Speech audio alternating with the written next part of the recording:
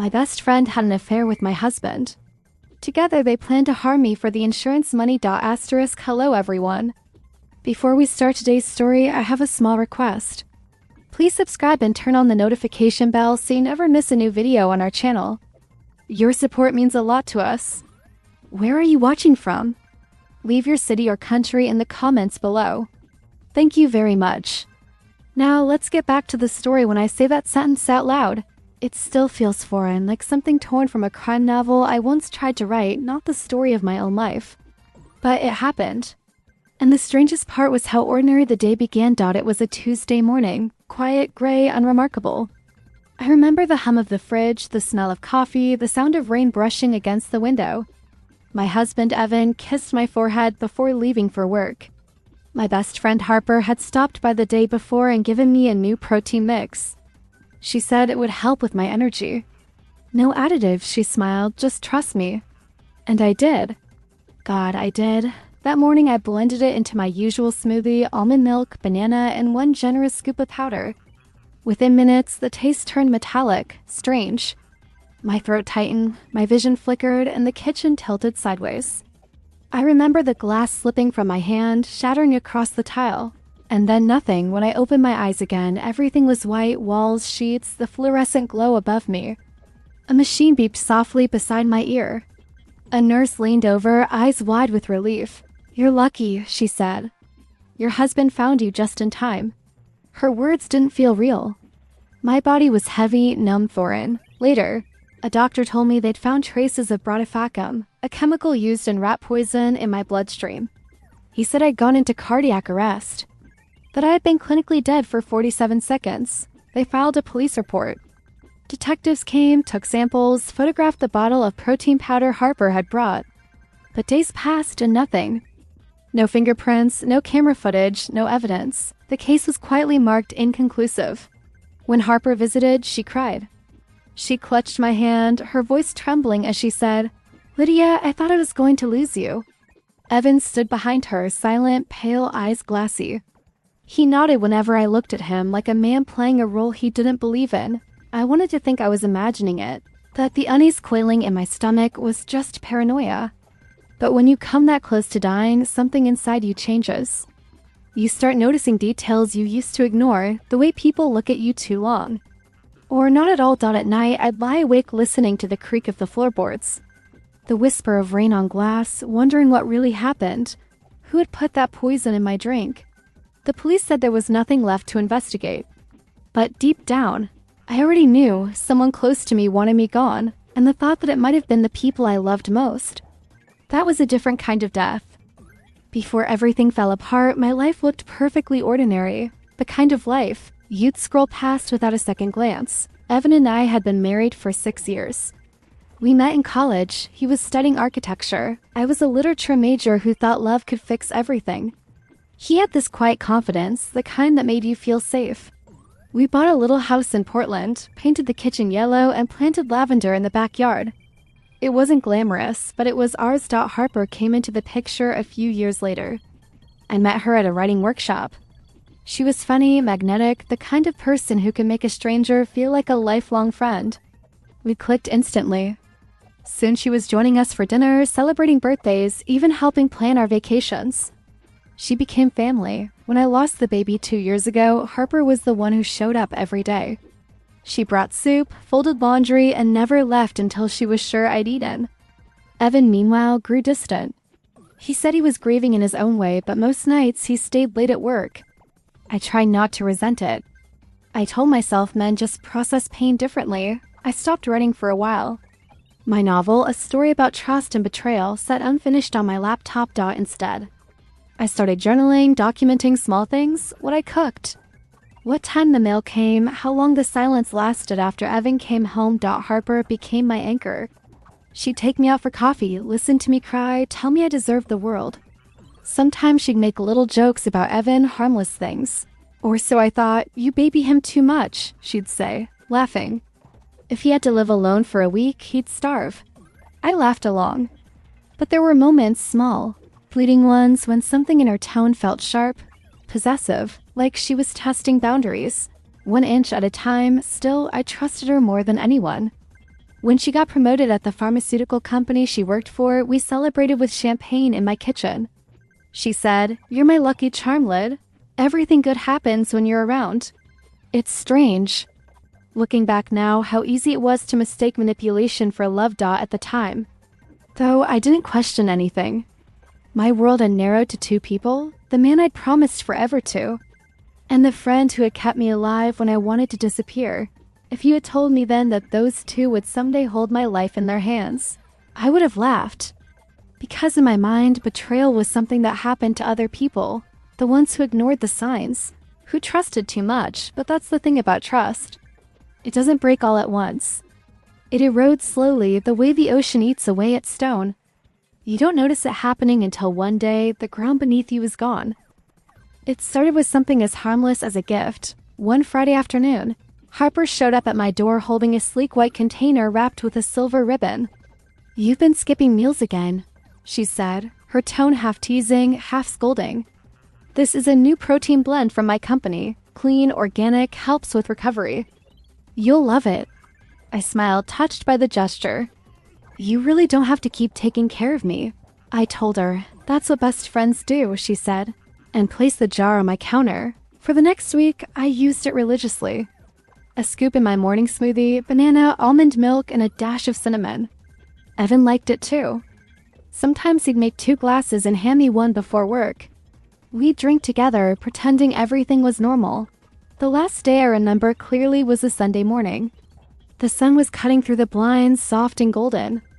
I had just finished my shake when a sharp pain stabbed behind my eyes. Within seconds, my vision blurred. The world tilted sideways. "Evan?" My voice cracked as I reached for the counter. The glass slipped from my hand, shattered against the tile. My legs gave out, then nothing. When I woke up, I was in a hospital bed. My throat burned, my body weak as if I'd run for miles. A nurse leaned over me and whispered, "You're very lucky, sweetheart. You stopped breathing for almost a minute." The doctor told me I'd gone into cardiac arrest from severe poisoning. They'd found traces of bromadiolone, a rodenticide, in my system. Rat poison. I couldn't process it. I kept thinking there had to be a mistake. We didn't even have pests in the house. Cops came, took statements. They asked if I'd eaten out recently, if anyone might want to hurt me. The words barely registered. Evan sat beside me, holding my hand, his thumb brushing circles against my skin. Harper came the next day with flowers and tears. "I can't believe someone would do this to you," she said, her voice trembling. "It makes me sick." The police searched our house, questioned the neighbors, even took the protein powder for testing. But when the results came back, they said the container showed no clear signs of tampering. The case was closed. "Probably accidental exposure," they said. "A contaminated batch." Everyone moved on except me. At night, when the house went quiet, I replay everything in my head. The way Evan's eyes had flickered when the police asked about the shakes. The way Harper's voice cracked, not from sorrow, but something else. Guilt, maybe. Or fear. I wanted to believe they were innocent. I wanted to believe love and friendship still meant something. But deep down, something had shifted. Once you've been poisoned, even kindness starts to taste strange. It started with a vibration, a faint buzz beneath the sofa cushion while I was vacuuming the living room one Tuesday afternoon when I reached under. My fingers brushed against a slim, unfamiliar phone. Evan's, but not the one he always carried. I froze. My breath caught in my throat. He'd never mentioned having a second phone.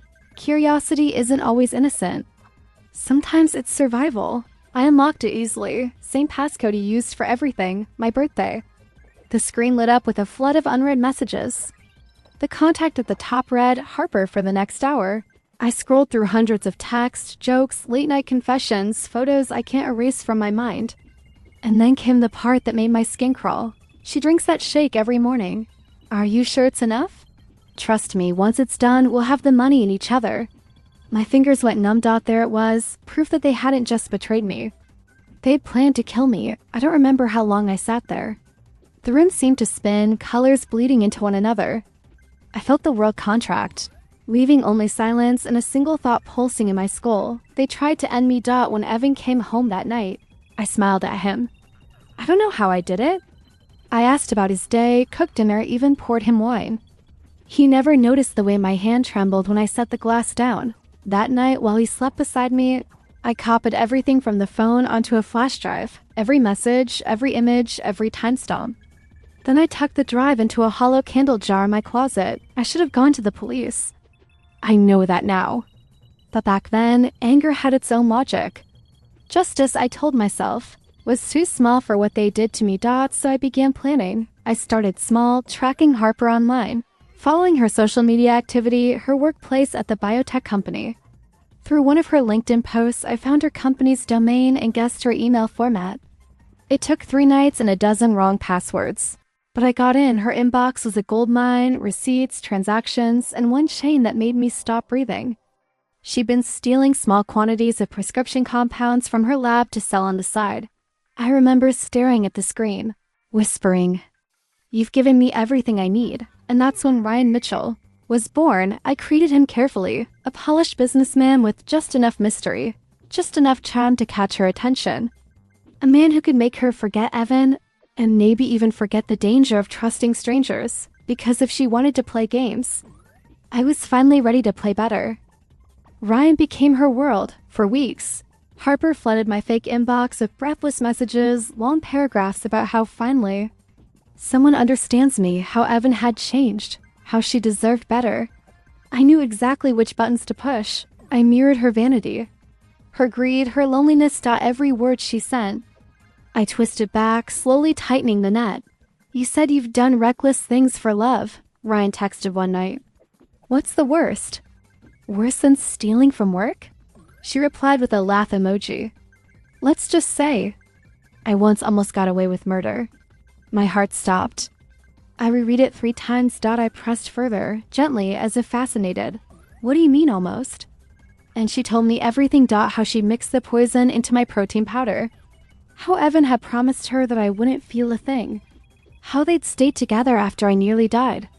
But guilt and paranoia had started eating her alive. She even sent Ryan me a picture of the vial she'd stolen from the lab.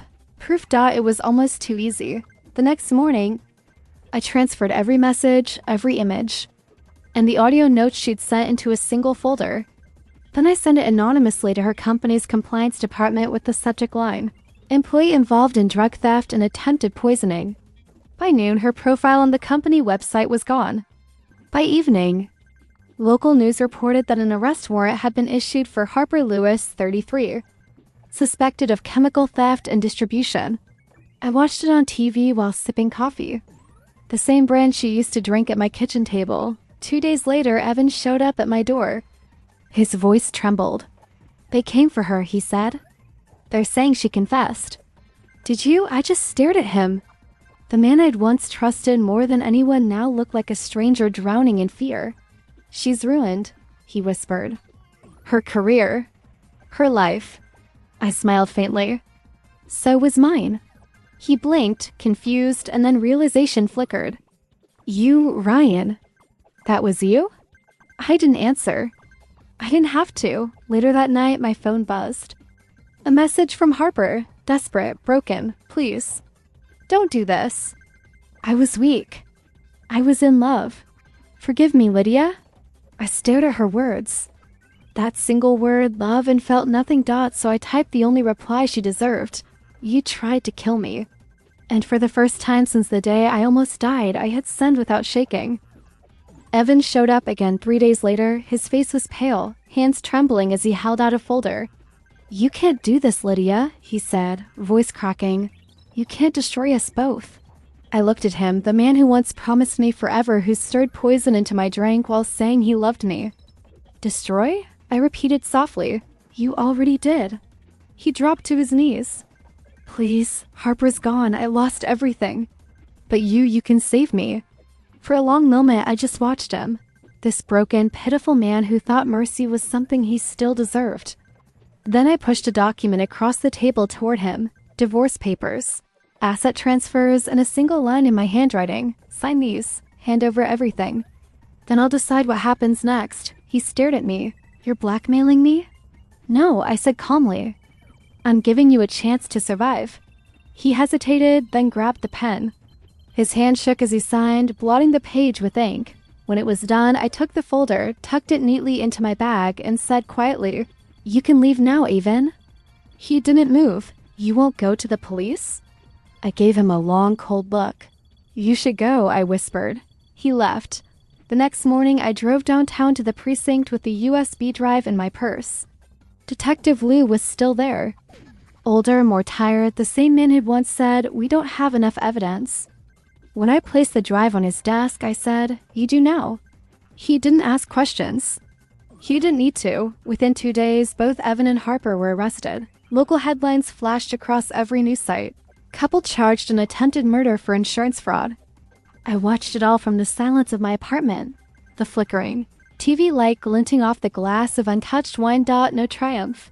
No joy, just stillness. That same week, I finalized the divorce, sold the house, packed what was left of my life into 2 suitcases, and drove north to Seattle. A city where no one knew my story, where the air didn't taste like betrayal. At night, I'd wake to phantom sounds, the blender, the clinking of glass, the faint echo of his voice. Other nights, I'd stare out the window at the rain, realizing that the woman who used to love had died the night she almost did. The one who survived wasn't Lydia, the wife or the friend. She was someone else now, someone who didn't beg for justice. She created her own. A year passed before I finally opened the letter. It had been sitting in my drawer for months. Its envelope yellowing at the edges, from Harper.